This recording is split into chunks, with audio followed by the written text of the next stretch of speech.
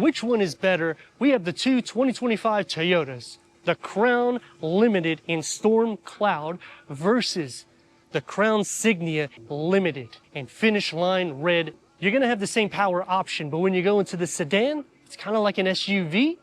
You're gonna have two different engine options, which drops the 0 to 60 by nearly 2 seconds, but then you're dropping your MPGs to 13 to the city and 9 in the highway. I'm Anthony from Hawkeye Rides. I'm gonna throw in some pros and cons. I'm gonna compare this lightly to some of the competition to see which one is better. Starting with the Crown Sedan, 5.6 inches of clearance, standard bi LED headlights on the XLE. The Limited ticks it up a notch, so you're gonna have quad LED headlights, daytime runnings. It goes into the top portion of the grille with the light bar.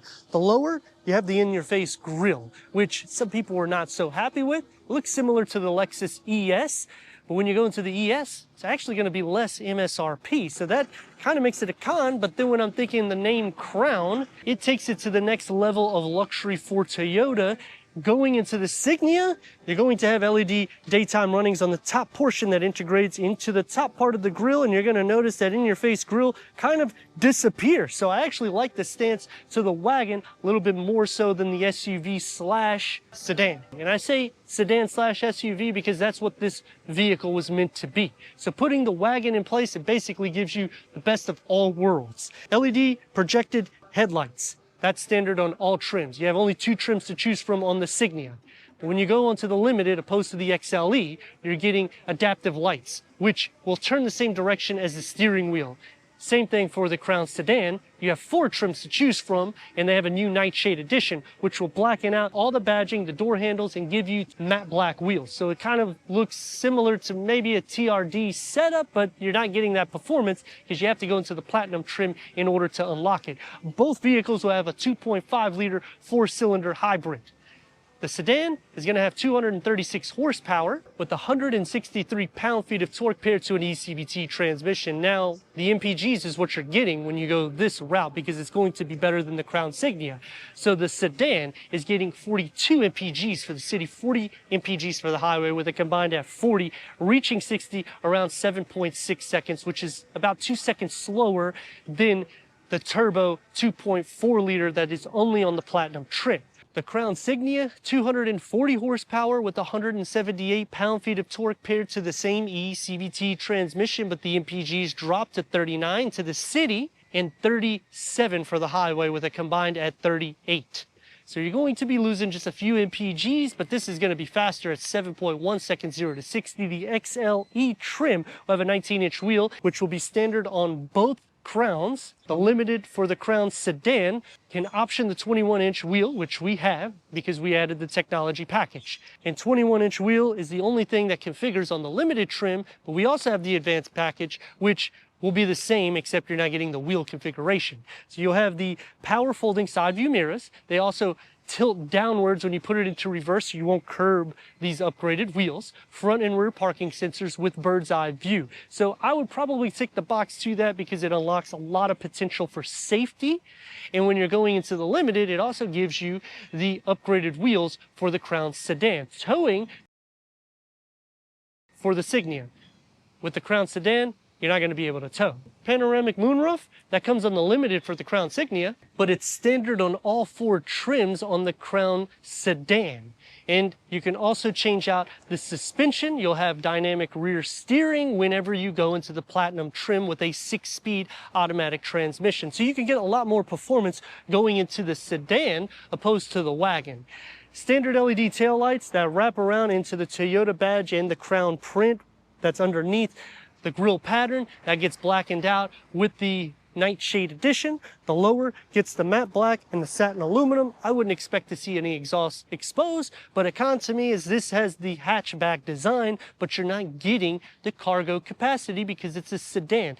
Kind of wish that they offered 2 variants. Now the Crown Signia gets the standard LED taillights that wrap around the whole rear. You get the light bar on the lower roof spoiler, digital rear view mirror, it's tucked underneath, so it gets a little bit more luxurious and classy because it is the Crown. You get the Crown print, it's a little bit smaller, so it makes it visually look larger. I kind of like the wagon stance, but I like the performance to the sedan. Which way would you go? If I was looking for the performance, then I would definitely go this route. but because I need a little bit of practicality and I need those MPGs because I'm wanting a hybrid, I would take the box to the Crown Signia. Quick release for the Crown sedan, going into 15.2 cubic feet of storage. Underneath the floor gets a spare tire. Split fold the rear bench by pulling these tabs here. And that will fold down at a 40-60 split to maximize the cargo capacity. But the Crown Signia, we get a power liftgate. Cargo capacity is at 24.8 cubic feet with the pano. It will increase without it at 25.8 cubic feet. You got bag holders here on the side. Underneath the floor, receives the spare tire. And the best part, you don't have to go into the back. Split fold the rear bench by pulling the tabs here. In the Signia, you can actually fold these out here. So look at this. It makes more room because it folds out flat all the way to the back seats, maxing the cargo capacity, maxing cargo to 66.1 cubic feet with the pano and 68.8 cubic feet without the panoramic moonroof. The key fob to the Crown sedan, it's going to be the same thing as the Signia. 10-way power seat adjustment for the driver, 8-way power seat adjustment for the passenger, heated ventilated front seats. This is standard. Memory for the driver. And one thing you're going to notice this year is you're getting a lot of standard amenities, but when you go into the XLE, these JBL sound system, you're only going to have 6 speakers instead of the 11 speakers. Instead of the 11 speakers, it is a driver-focused setup, but they do a good job with the way this is designed because the USB-C ports are easy, as well as the his and her or the passenger and driver. This moves, and you can open it up on the driver's side also. This area here is going to be the same as the Crown Signia with a standard wireless charging pad. Let's fire it up.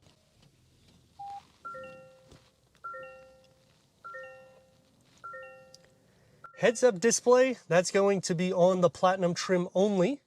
Auto-dimming rear view mirror with the home link to open up your garage. Panel moonroof, that is standard. Leg space is more than enough. And because we have the advanced technology, we get this 360-degree reverse camera. Whenever I put it in, that adds the trajectory whenever you push this button right here. And you can change the camera layout to make it zoom in or zoom out more. Another thing that adds is when you push here, you get the bird's eye view. But check this out. When I put it back into reverse, the side view mirrors tilt and fold downward, so you're not going to curb those upgraded wheels. And it's the same thing in the Crown Signia because we have the advanced technology package. Dual climate control settings, that's standard in all trim. You get a physical button for the infotainment screen, and that advanced technology package also adds the front and rear assist, which is your parking sensors, the puddle lights for the mirror, and that assist package adds the front and rear automatic braking, the parking sensors, and the puddle lights for the side view mirrors. Leather wrapped steering wheel, heated, multi-function paddle shifts. The gauge cluster can go through an array of different content for the driver. You have 3 different ways you can change this configuration, and you can change each configuration just by clicking whatever content that you like. It does take a little bit of time, which is a con to me, but I like that it is configurable. Leg space, more than enough for the Crown Signia. Same thing with headroom. With the panel moonroof and a digital rear view mirror, the XLE will have the home link and an auto dimming rear view mirror. Both will have LED interior lights. Door panel and dash configuration is going to be the same on both trims. So it's soft to touch, will touch up and down on all windows with a medium-sized storage pocket and a large beverage holder. And with the Signia, the panel moonroof will not be on the XLE trim. And leg space for the Crown sedan and headroom. For the back seats, this is the opening that you have for the Crown sedan. Now you can fold this down, you get cup holders and an armrest. 2 USB-C ports, that's standard. Air vents in the center. Storage behind both of the front seats. Heated rear seats is also standard. And look at the storage that you have in the grab handle area. Now the lower, it's about the same as the front, maybe a little smaller. Leg space sitting behind me, it's not really bad. Headroom, it's not compromised. Sliding into the center, there's a little bit of a hump here. So you could put your feet here because it is actually carved out for it. But then your knees are going to be sitting quite high. So I would recommend sharing some feet space, butt, leg, and shoulder space. And even knee space isn't bad, but here's where the problem comes into play at 6'3". Now I can scoot back, but then when I'm doing that, it's not the most desirable for the occupants next to me. Whereas the Crown Signia, you can put your knees up in the air just the same, but you're noticing one thing, butt, leg, and shoulder space is just a little bit more wide, and the interior has a little bit more headroom. Sliding into the sides, a lot more headroom. So you might want to consider the wagon just because you have a little bit more space here. The door panel is going to have the same segment that's found there, and that's the opening to get inside. We're going to start off with the Crown Signia with 240 horsepower combined. Normally, I would go with the less horsepower variant, which is the Crown Sedan at 236 horsepower. But it's not a huge difference. The 0 to 60 is about 0.5 seconds difference there. Both have 21-inch wheels. We have an acoustic front window, as well as the driver and passenger window, so I appreciate the quietness. 21-inch wheels, you only have 2 trims to choose from on the Signia, and this is going to unfortunately change the driving itself because 21 opposed to the smaller wheel on the XLE, it does make a difference. Braking isn't bad, safety is taken care of. I would definitely option the advanced technology package, but that's going to lead me to pros and cons right off the bat. You only have 2 trims, you can't a la carte it, and you can't change features, meaning get limited features on the XLE. So it's going to be a con to me, because if you're doing it this route, make it fully loaded. Or give us 1 trim, like I said, on the exterior, and let us pick the features that we want for our Crown Signia. Visibility is good. You have 6.7 inches of clearance, so it's going to be almost 1 inch more than the Crown Sedan. And turn radius at a stop point is going to get about 2 and a part lane. Let's rock and roll.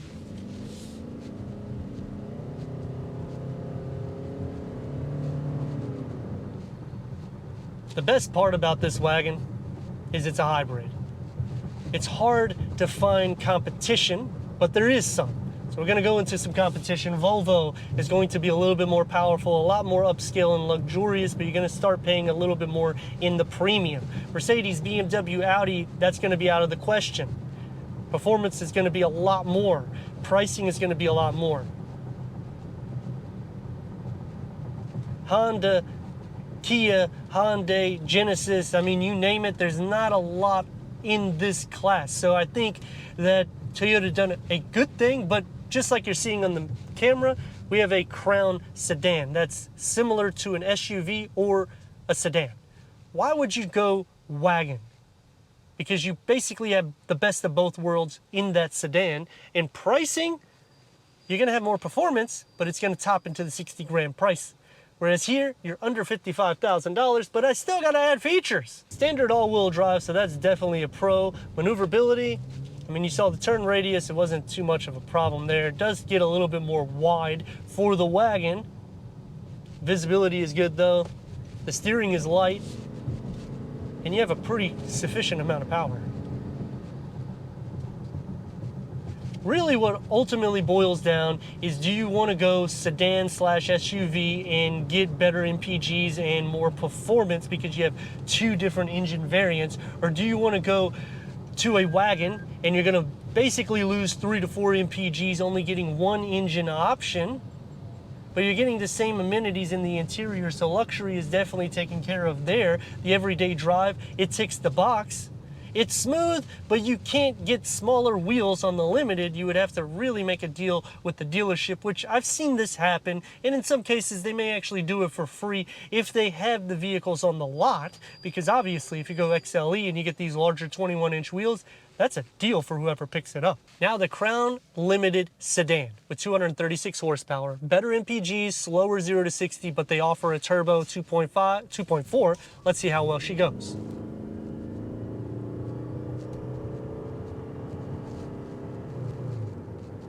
Quick enough, and actually it feels very similar to the Crown Signia in the stance, the way you sit in this vehicle, and they do that purposely because it's supposed to mimic a SUV or a sedan. So I think they did a great job with that, bringing all this to the table, because now with 2 vehicles you basically tick the box for 3 different vehicles if you are shopping all in one day, so it's a little bit quicker. Same interior specs, same Technology Advanced Package. It's going to take me to some pros and cons.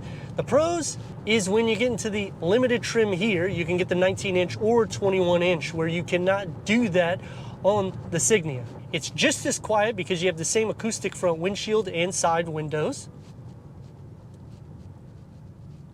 And you have the same technology with Toyota Safety Sense 3.0, which includes the pre-collision and the blind spot monitoring, the rear cross traffic alert, the front and rear parking assist with automatic braking, smart key system, that's the push button start, and you'll get a standard backup camera. That's going to be on both trims. But it takes me back to the question, which is better? You're going to spend around $3-4 grand more going into the Crown Signia than the limited Crown sedan, adding that advanced technology package. So you'll get the same amenities. You're going to lose a little bit of clearance, but you gain that sedan slash SUV.